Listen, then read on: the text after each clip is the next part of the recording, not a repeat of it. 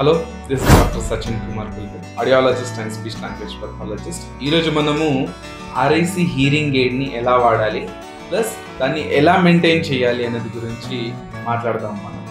Okay, ఇది ఒక RIC hearing aid. Okay, RIC hearing ఎయిడ్లో ఈ రిసీవర్ ఏదైతే ఉంటుందో అది చెవులోకి వెళ్ళిపోతుంది.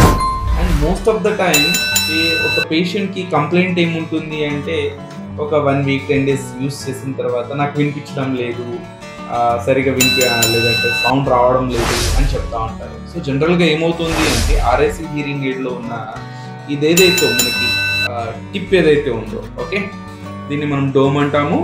డోమ్లో ఇయర్ వ్యాక్స్ వెళ్ళిపోవడం వల్ల మనకి అవుట్పుట్ అనేది అంటే మనకి వినిపించదు. ఏదైతే సౌండ్ అనేది ట్రావెల్ అవ్వాలో ఈ రిసీవర్ నుంచి బయటికి రావాల్సిన సౌండ్ ఏదైతే ఉందో అది బ్లాక్ అవ్వడం వల్ల మనకి బయటికి వినిపించదు. So most of the time patients ఏం చెప్తారు అంటే నాకు వినిపించలేదు. సో సింపుల్, దీనికి చేయాల్సింది ఏంటంటే మన దగ్గర బ్రష్ ఉంటుంది, మన బాక్స్లో బ్రష్ ఉంటుంది. ఆ బ్రష్ ద్వారా మనం దీన్ని క్లీన్ చేయాల్సి ఉంటుంది.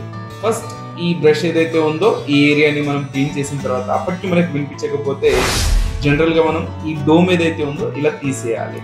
తీసేసిన తర్వాత ఈ రిసీవర్ ఏదైతే ఉందో ఇది ట్రాన్స్పరెంట్గా మనకు కనిపించాలి. దీంట్లో ఏదైనా మనకి వ్యాక్స్ కానివ్వండి లేదంటే మైలా కానివ్వండి ఏదైనా కనిపిస్తే కనుక వెంటనే మనం దీన్ని క్లీన్ చేసుకొని మళ్ళీ ఈ ఇయర్ డోమ్ ఏదైతే ఉందో దీన్ని మనం కనెక్ట్ చేసుకోవాలి. ఇది కనెక్ట్ చేయడం కూడా చాలా ఈజీ.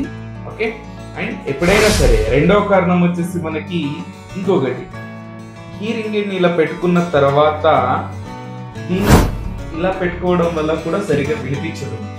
అంటే ఇది సరిగ్గా కూర్చోవాలి, ఏదైతే రిసీవర్ ఉందో అది కంప్లీట్గా చెవులోకి వెళ్ళాలి. సో అలాంటప్పుడు మనం ఇలా ప్రెస్ చేసిన కొన్ని సందర్భాల్లో వెళ్ళకపోతే చెవులోకి సింపుల్గా చేయాల్సింది ఏంటంటే ఇలా పిన్న పట్టుకొని ఇలా పుష్ చేయడం వల్ల ఇలా కరెక్ట్గా కూర్చుండిపోతుంది. వైర్ కూడా ఏదైతే ఉందో చాలా చిన్నగా కనిపిస్తుంది. అంటే మనం ఎప్పుడైతే చాలా ఫోకస్డ్గా మనం చూస్తేనే ఈ వైర్ అనేది మనకి కనిపిస్తుంది, అదర్వైజ్ ఈ వైర్ అనేది కూడా మనకి పెద్దగా కనిపించింది. రైట్, మూడవది ఛార్జింగ్ ఎలా పెట్టుకోవాలి హీరింగ్ ఎయిడ్లో అన్నది ఉంది మనకి కదా. సో దిస్ ఇస్ ఇది వచ్చేసి మనకి ఆర్ఐసి మనకి చార్జర్, ఆర్ఐసి చార్జర్ ఇది Widex hearing aid, Widex RIC hearing aid. సింపుల్గా మనం చేయాల్సింది ఏంటంటే ఈ చార్జర్లో ఈ హీరింగ్ ఎయిడ్ అనేది ఇలా పెట్టాల్సి ఉంటుంది.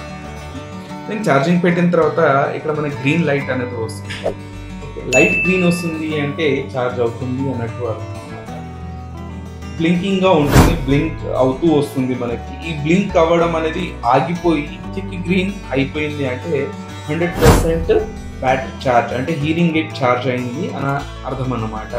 సో ఒకవేళ ఇది కంప్లీట్గా డిశ్చార్జ్ అయిపోతే మాత్రం దీనికి 3 hours ఛార్జింగ్ పెట్టాల్సి ఉంటుంది. సో దానివల్ల 100% ఛార్జింగ్ అనేది మనకి హీరింగ్ ఎయిడ్లో అవుతుంది. Okay, once hearing aid charger of చేసిన తర్వాత ఎప్పుడైతే మనం బయటకు తీస్తామో ఆటోమేటిక్గా హీరింగ్ ఎయిడ్ అనేది స్విచ్ ఆన్ అయిపోతుంది మనకి. ఓకే, సో అంటే మనం ఇలా జస్ట్ పట్టుకుంటే టూ అనే సౌండ్ అనేది రావడం అనేది జరుగుతుంది. దట్ మీన్ హీరింగ్ ఎయిడ్ అనేది ఆన్ ఉంది. ఆన్ ఆఫ్ ఎలా చేయాలి అంటే మనకి ఇక్కడ ఈ స్విచ్ ఉంది.